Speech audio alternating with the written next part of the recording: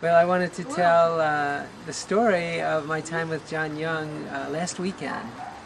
It was May 10th, and we were all gathered at Scotia House in North Idaho, and John Young was doing a weekend workshop on regenerative community and nature connection, and he was teaching us about intuitive tracking. And he was telling us about this whole phenomenon of directional bonding, how birds can navigate thousands of miles, and we have no idea, really, scientists have no idea how they do it. And the same thing with salmon when they swim upstream and they go to the place of their birth, and they go to that exact spot. And same thing with mountain lions. If they're trapped and transported to the other side of a mountain range, they'll go straight back.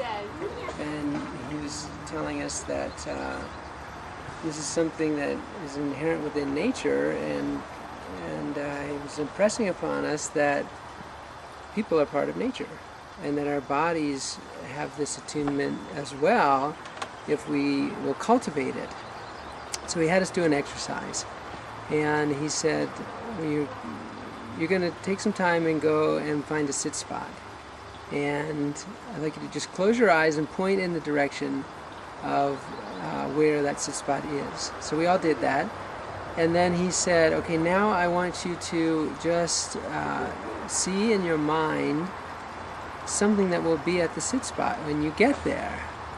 So immediately an image came to me of a lush green fern growing, and he said, okay, now go, off you go.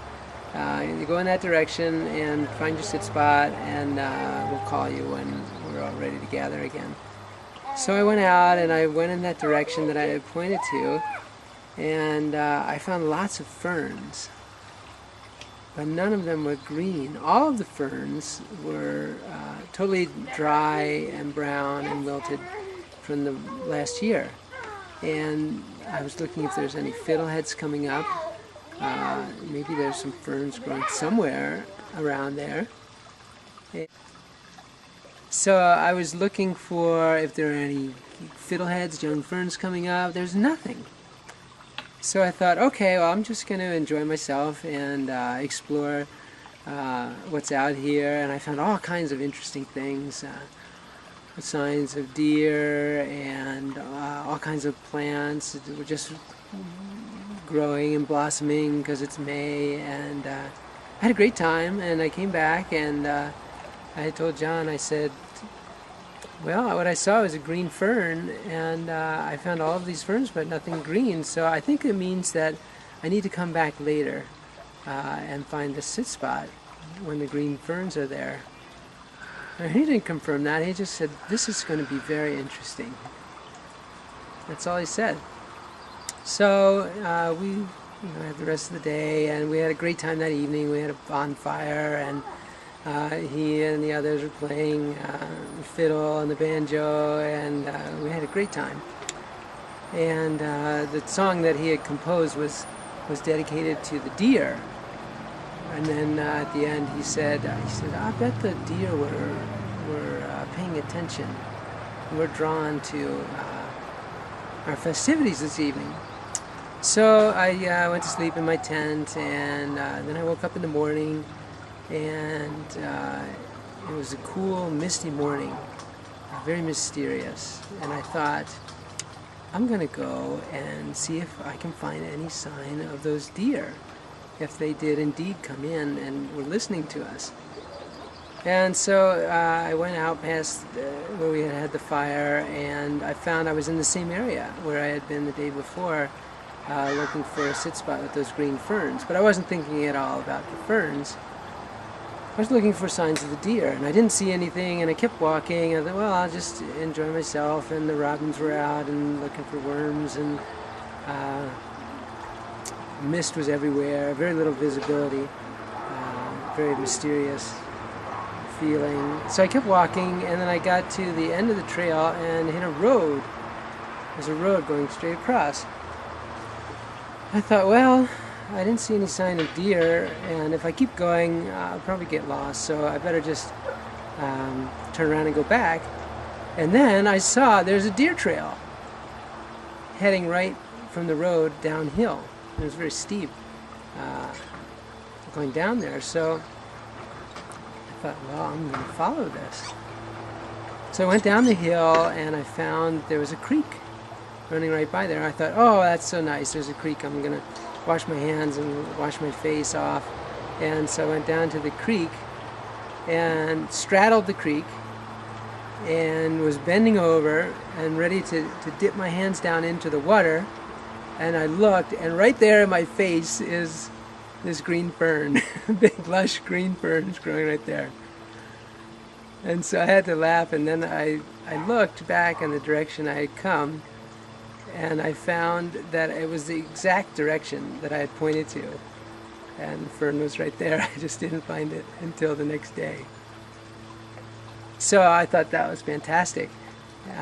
But I didn't stop there. I saw that the deer trail went up the hill, very steep hill, on the other side of the creek.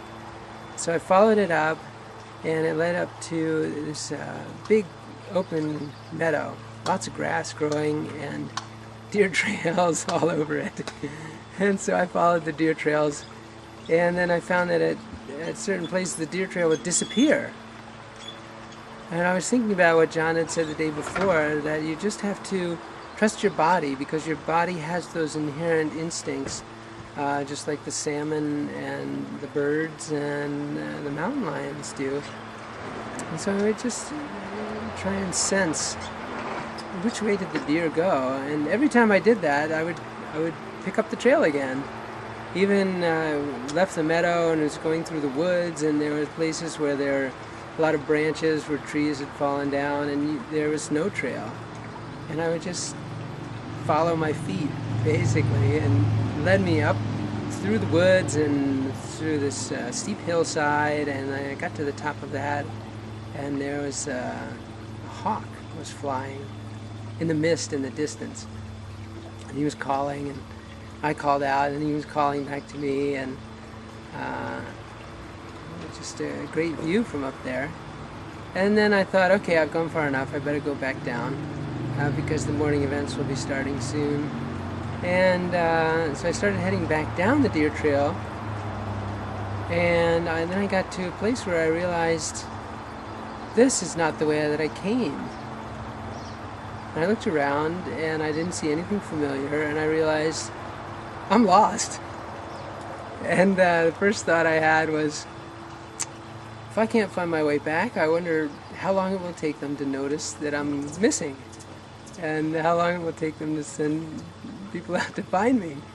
And then I just put the thought out of my mind, and thought back to what John had said the day before, is that sometimes getting lost can be a really good experience, because you just have to trust your instincts, and it can be amazing how if you just stop thinking and stop worrying, that your feet will take you where you need to go. So I thought, okay, this is a good, perfect chance to try that out.